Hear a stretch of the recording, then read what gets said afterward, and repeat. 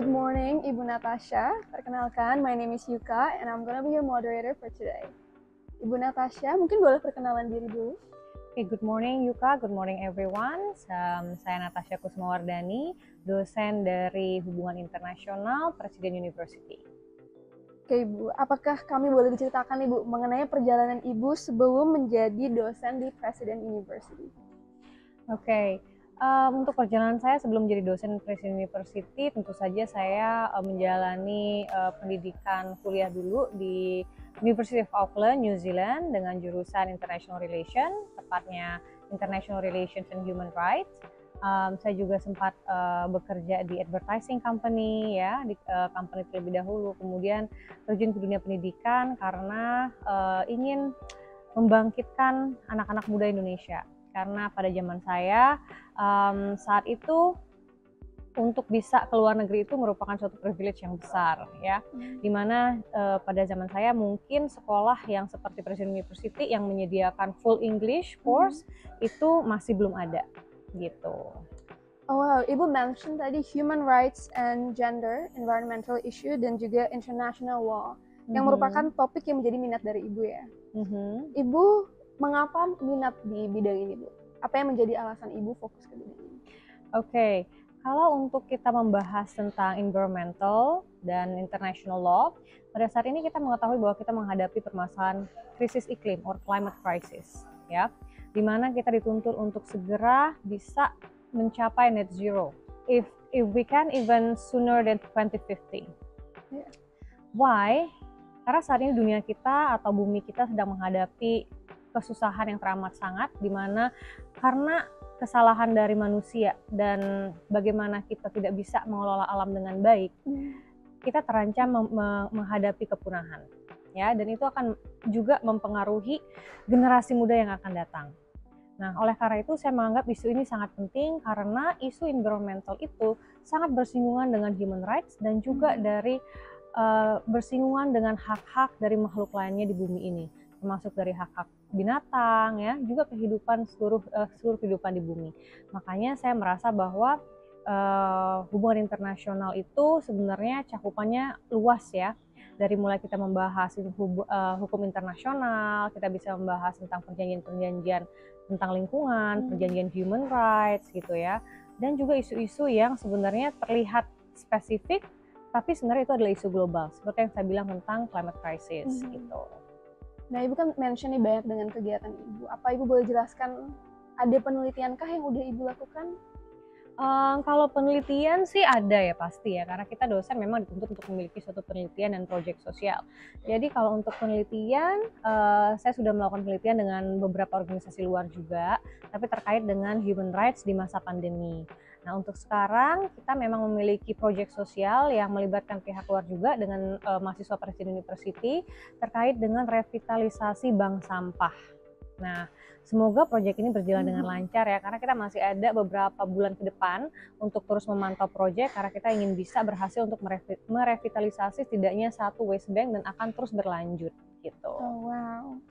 Ibu mention tadi ada proyek nih yang akan mengajak mahasiswa Presiden University. Apakah akan ada proyek lain yang akan diajarkan pada mahasiswa tentang human rights and gender, environmental issue, dan juga international law? Yes, selain revitalisasi West Bank, kita memang bersama dengan alumni Presiden University sempat membangun NGO bersama, it's called Youth Able.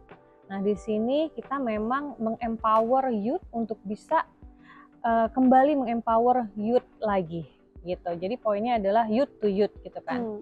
Dimana di sini nanti kita akan mengadakan program yang khususnya memang untuk membela kaum vulnerables ya, contohnya seperti perempuan, anak-anak ya, dalam konteks juga sustainability and development. Jadi ada suatu keterikatan dan yang secara erat ya antara manusia, lingkungan, dan ekonomi. Nah, ini yang akan kita fokuskan di dalam organisasi ini bersama dengan mahasiswa-mahasiswa. Salah satu programnya memang revitalisasi West Bank itu, kemudian berikutnya juga kita mungkin akan mengadakan climate corner di beberapa orphanage ya. Dan selanjutnya nanti kita akan lihat bagaimana kita bisa mengembangkan lebih lanjut program ini ke depannya, dan kita berharap juga mendapatkan bantuan dari pemerintah, instansi-instansi private ya, seperti company gitu loh. Karena ketika kita berbicara tentang human rights, kita berbicara tentang climate or environment ya, itu melibatkan semua pihak. Jadi tidak bisa hanya dari masyarakat, tidak bisa hanya dari government, tapi semua individu yang terlibat itu harus ikut serta, termasuk dari masyarakat, pemerintah tentu saja, sama perusahaan-perusahaan gitu. Nah, Bu, di kampus sendiri, apa ada kegiatan yang mendukung anak-anak dari International Relations sendiri? Banyak sekali sebenarnya kegiatan yang mendukung ya, karena kita memang mengadakan penulisan, contohnya ya, tata cara untuk penulisan secara akademik ya. Jadi kita akan bagi secara akademik dan non-akademik ya. Secara akademik kita memiliki support terhadap mahasiswa untuk bisa menulis akademis yang lebih baik. Jadi kita juga memiliki dosen-dosen yang sangat ketat ya dalam mengawasi penulisan akademik dan juga bahasa Inggris. Nah, selain itu juga itu didukung oleh universitas, kita juga memiliki kursus ya untuk memperbaiki hasil TOEFL, TOEIC ya, dan IELTS untuk mahasiswa yang berminat untuk kerja ataupun sekolah di luar negeri. Nah, secara akademik itu faktor-faktor yang mendukung di Presiden University. Jadi kita tidak perlu keluar lagi untuk mencari kursus ya, karena dosen-dosennya juga langsung membimbing, karena kita membuat kursus sendiri untuk bahasa asing, terutama bahasa Inggris. Selebihnya kita juga sekarang, sebagaimana kita ketahui ya, bahwa IR itu tidak hanya melibatkan satu negara, namanya juga IR, dan kita memiliki bahasa internasional yang digunakan di PBB, seperti bahasa Mandarin, Spanish, French. Nah, sekarang kita juga memiliki kursus ya di Presiden University untuk Mandarin. Bahkan dulu sempat untuk diwajibkan Mandarin ya. Kemudian sekarang kita juga memiliki French Club, contohnya yang untuk mendukung bahasa Prancis ya. Dan mungkin semoga kedepannya kita akan memiliki bahasa-bahasa lain yang pada umumnya dipakai atau digunakan di PBB gitu. Nah, secara non-akademik kita juga memiliki aktivitas lain ya. Sebenarnya sudah dari dulu kita terkenal dengan MUN ya, Model United Nations contohnya di IR. Kemudian kita ada debat bahasa Inggris ya. Terus perlombaan-perlombaan seperti Putri atau Abang None gitu. Nah, itu memang banyak sekali anak-anak dari Presiden University dan dari IR yang menjuarai kejuaraan beauty pageant seperti itu. Jadi walaupun bukan merupakan kegiatan fix akademik, tapi saya rasa itu sangat mendukung karir mereka ke depannya, karena sebagai contoh, ketika kita mengikuti beauty pageant itu memperluas networking, ya kan? Dan itu memberikan kesempatan supaya mereka bisa menjadi suatu public figure yang diperhatikan. Sehingga ketika mereka mengadvocate suatu isu, itu akan lebih didengar oleh anak-anak muda sepantaran mereka, gitu. Nah, Ibu mention tadi banyak anak-anak yang juga ikut kegiatan kan, Bu? Nah, untuk mahasiswa International Relations sendiri, siapa saja nih, Bu, yang ikut di NGO? Apa boleh Ibu jelaskan? Kalau dibilang satu-satu sih mungkin agak susah ya, karena sebenarnya banyak sekali kalau dari international relations. Dari Youthable sendiri itu kita punya Laode yang sekarang lagi S2 di Australia. Lalu kita juga disupport oleh Deris Nagara yang sekarang jadi BEM University of Columbia dan sekarang lagi summer school di Stanford, for example ya. Itu dari satu organisasi aja gitu, dan sekarang dia juga ikut organisasi yang lain ya. Kemudian kita punya Papua Teaching Movement gitu dari Briscoe Jordi yang kemarin sempat mendapat award dari Astra ya. Jadi sebenarnya sudah banyak mahasiswa-mahasiswa kita yang berkiprah di NGO, non-governmental organizations, yang ternyata membuahkan hasil yang membanggakan gitu. Nah, selain jadi dosen di Presiden University, kita juga tahu Ibu merupakan salah satu founder dari Youthable. Nah, bisa dijelaskan sedikit mengenai organisasi tersebut? Oke, jadi Youthable itu adalah organisasi dari pemuda untuk pemuda. Organisasi ini ketika kita bentuk berapa tahun yang lalu bersama dengan anak-anak dari Presiden University itu bertujuan untuk mengempower pemuda-pemudi Indonesia, di mana sesungguhnya yang bisa mendorong para youth itu adalah youth itu sendiri. Jadi kita memiliki pandangan di mana youth itu capable of doing something more than they think. Makanya dinamakan youth able, karena kita percaya bahwa youth itu bisa. Gitu. Jadi dengan kepercayaan bahwa youth itu bisa, kita mendorong untuk youth itu melakukan banyak kegiatan social environmental, ya, dan mendukung vulnerable communities gitu. Nah itu adalah tujuannya. Nah maka kita menggather volunteer yang juga berhasil, ya. Kita menggather volunteer non Presiden University dan kita sudah punya cabang di Bali dan di Tongkuno. Nah, untuk mahasiswa Presiden University, apa boleh Bu bergabung ke dalam organisasi Ibu dan untuk menambah pengalaman mereka sebelum lulus? Oh boleh banget. Jadi sebenarnya kan organisasi itu dimulai dari mahasiswa Presiden University, gitu. Tapi dengan adanya networking dari anak-anak tersebut, kita justru melebar ya, memiliki cabang di Bali dan di Tongkuno saat ini, gitu. Dengan proyeknya mereka sendiri, gitu. Dan Ibu tadi juga mention Ibu lulusan dari luar negeri. Nah, apakah ada kesempatan untuk anak-anak international relation untuk juga belajar di luar negeri? Kesempatannya sangat besar ya, saya bilang. Kenapa? Karena pertama, yang membedakan kita dengan universitas lain adalah kita fully in English. Ketika kita ingin sekolah di luar negeri, ya, bahasanya kebanyakan kita menggunakan bahasa Inggris. Ketika kita berbicara bahasa, kita harus berbicara sebagai suatu kebiasaan. Ketika kita terbiasa untuk bicara bahasa Inggris dengan yang tidak terbiasa bicara, itu akan berbeda sekali.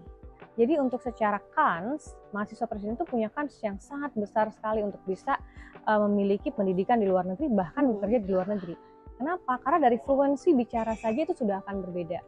Kemudian dari segi penulisan ya, tata cara penulisan yang kita gunakan itu memiliki standar internasional. Ya, jadi bukan standar pada umumnya sebenarnya. Dimana standar itu yang biasa digunakan di universitas-universitas di luar negeri. Dengan demikian, ketika anak-anak menjalankan pendidikan S2 nih misalnya, mereka tidak akan kaget.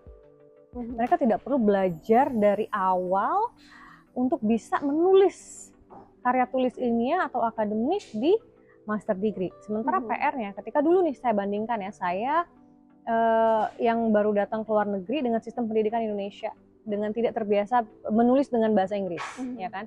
Kalau di Presiden University kita terbiasa menulis dengan bahasa Inggris. Di luar negeri itu tetap akan kaget dan kagok. Kita membutuhkan pelatihan khusus supaya bisa terbiasa tata cara bahasa yang seperti apa yang kita akan gunakan untuk menulis. Kemudian untuk kita presentasi, bahas seperti apa yang akan kita gunakan untuk presentasi. Nah hal ini kan sudah didapatkan oleh anak-anak Presiden University atau terutama di IR di awal sampai akhir. Jadi ketika mereka keluar, they are ready. Gitu. Bagaimana dengan career prospect dari mahasiswa International Relations sendiri di Presiden University? Untuk career prospect saya rasa sangat besar karena saya bisa melihat bahwa sekarang banyak anak-anak yang tidak terbatas karirnya pada pemerintahan. Karena ketika kita berbicara IR itu luas. Kita kan berbicara sebenarnya politik internasional, di mana itu juga digunakan di perusahaan, terutama perusahaan asing yang ingin ke Indonesia. They need to know how the government of Indonesia see their countries, ya kan? What they expect from their countries, with their companies, what kind of investment, dan itu kita peroleh dengan mengetahui hubungan antar negara, ya kan, baik atau tidak, gitu kan, bagaimana dinamikanya, sehingga kita bisa tahu nih umpamanya perusahaan ingin mengeluarkan kebijakan seperti apa, ingin mengeluarkan CSR gitu seperti apa yang cocok dan akan diterima oleh pemerintah Indonesia misalnya, ya kan. Jadi ada analisa yang harus kita berikan melalui skop politik luar negeri contohnya. Jadi kebijakan luar negeri Indonesia itu seperti apa dengan negara mereka. Nah itu akan menjadi suatu pertimbangan kan untuk kebijakan perusahaan mereka sendiri. Nah itu sebagai contoh gitu kan. Nah kemudian untuk organisasi juga tidak terbatas organisasi pemerintahan. Organisasi internasional seperti ASEAN, kita punya hubungan yang sangat dekat, bahkan kita adalah foundernya, salah satu foundernya, ya kan. Anak-anak bisa bekerja di perusahaan organisasi internasional seperti ASEAN. Selain itu juga kita memiliki berbagai organisasi internasional yang sudah masuk ke Indonesia selain ASEAN, ya kan? Termasuk UN contohnya yang masih berhubungan dengan pemerintahan ya. Kita juga punya Human Rights Watch, for example, ya. So much things that our students can actually do itu after they graduate. Oh, wow. Setelah kita ngobrolin banyak tentang Ibu, tentang international relation, and a lot of things that we can do here, apa Ibu ada pesan dan kesan untuk mahasiswa baru di Presiden University? Oke, untuk pesan dan kesannya, saya rasa yang paling penting ketika kita memutuskan untuk kuliah, bahwa kita harus mengerti mengapa kita memilih jurusan tersebut. Dan hal ini berkaitan dengan kita ingin menjadi siapa 10 tahun ke depan. Siapa saya 10 tahun ke depan? Where will you see yourself? How will you see yourself? Jadi kita harus membangun suatu rencana. Nah, pesan saya adalah kepada anak-anak muda, kalau memang ingin berhasil, bangun rencana dari awal. Plan yourself for 10 years ahead. Who you are in 10 years. What will you be? Dengan demikian, kalian akan memiliki tatanan yang lebih baik ya, untuk membuat diri kalian itu sukses. Kalau tidak memiliki rencana, kalian tidak akan tahu mau kemana, ya kan? Tidak akan tahu lulus ini saya mau jadi apa. Jadi career path dan siapa kalian 10 tahun ke depan itu harus diketahui sebelum masuk ke universitas. Itu. Dan di IR, kalau kalian memang ingin masuk ke IR, it will be a good choice. Kenapa? Karena pada decades yang akan datang, IR itu tidak akan pernah mati. Negara-negara akan harus ya memiliki hubungan yang baik gitu. Nah, kans IR itu akan semakin besar. Terlebih lagi dengan sekarang kita memiliki krisis iklim ya, dan sustainability and development, for example. Kita akan membutuhkan lebih banyak kerjasama dan pandangan-pandangan dari tokoh-tokoh IR. Bagaimana kita bisa menghadapi masalah ini sebagai masyarakat global yang akan bisa diberikan ketika kita memahami apa sih international relations. Baik Bu, terima kasih atas semua insight-insight nih tentang Presiden University dan juga organisasi. Di sini teman-teman semua bisa belajar apa yang bisa kita lakukan di Presiden University dan juga dengan semua dukungan yang kita dapatkan dari lecture-lecture dan juga dari kampus. Nah, semuanya terima kasih, dan juga Ibu Natasha terima kasih sudah datang dan berbaik hati menjelaskan dan memberikan kita informasi tentang international relation di Presiden University. Dan nama saya Yuka, thank you everyone for watching, and Ibu Natasha. Thank you Yuka, thank you everyone.